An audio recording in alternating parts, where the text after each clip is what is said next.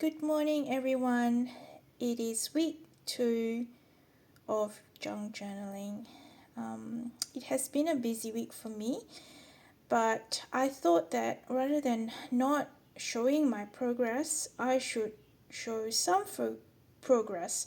Slow progress is still progress. And so I just want to thank you for the opportunity to share my journey with you. So this week for me is watercolor. As you can see, I have this little set, a Montmartre one. So they stack up together for ease of taking it everywhere with me and my little brushes. And it is not the best watercolor set. However, as a beginner, it's worthwhile just buying something that is relatively inexpensive so that I can actually not be afraid to use it and experiment with it. And that is the idea of junk journaling, which has been an amazing journey for me. Trying things without being afraid of failing or spending too much money. So it's been wonderful in that way. I just wanted to show you here, trying cursive writing. I'm not great at it, but practice is what helps us improve. I made this tab out of a map and just stapled it at the back, and so it's like a tab that you can open at the end of the book, the page here. And just cut this out from a book. And this also opens like a flap. I might write something on these pages. Let's see how we go. Here is a doodle page from a book which I got at the op shop. Now, rather than using color pencils, I decided to use watercolors instead. And as you can see how I purposely did not stay within the lines. I think that is a bit of a in thing at the moment, not staying within the lines. Let me know what you think, if you like this. Again, this page using watercolors. I decided to blend yellows, greens, dark greens and light greens, and a little bit of brown. And using the like a perspex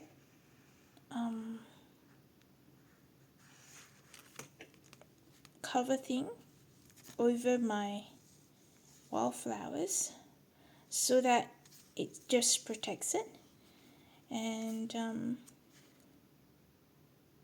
yeah, I'm actually quite happy. I'm still learning how to blend colors together. This is another one which I saw watercolor exercise of poppies, and I'm still learning how to blend the colors, but I think it's quite effective against the black. And here is a design which I saw on a cover of a book. Now, sometimes when you run out of ideas, the best way is to look around and see if there's anything that inspires you. Can you see that mushroom? That's a stamp. And those words at the bottom. That's a stamp which I got from Facebook Marketplace. And it was a reasonable price too. Not wanting to spend too much on my craft until I really know this is what I really would love to do. This was inspired by a cushion cover, which I have. I've had it for a long time. And I thought, wow, I love the watercolors on that. And I actually tried to blend the colors as much as I could. I am quite happy with that. Yes.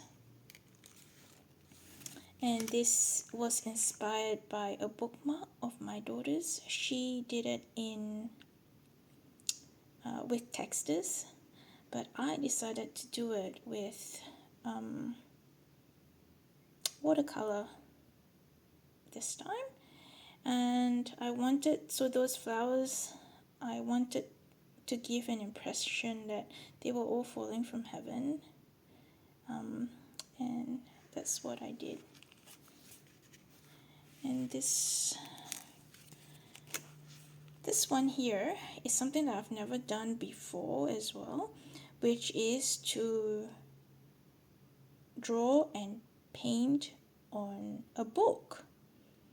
This is a book page which I got from the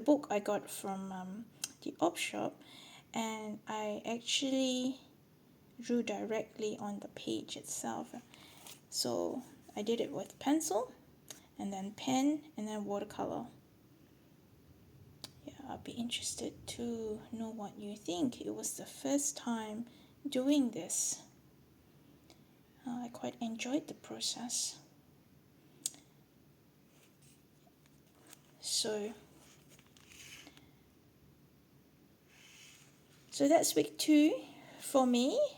Hope you have a lovely creative week, and until the next video, happy junk journaling. Take care, guys. Bye.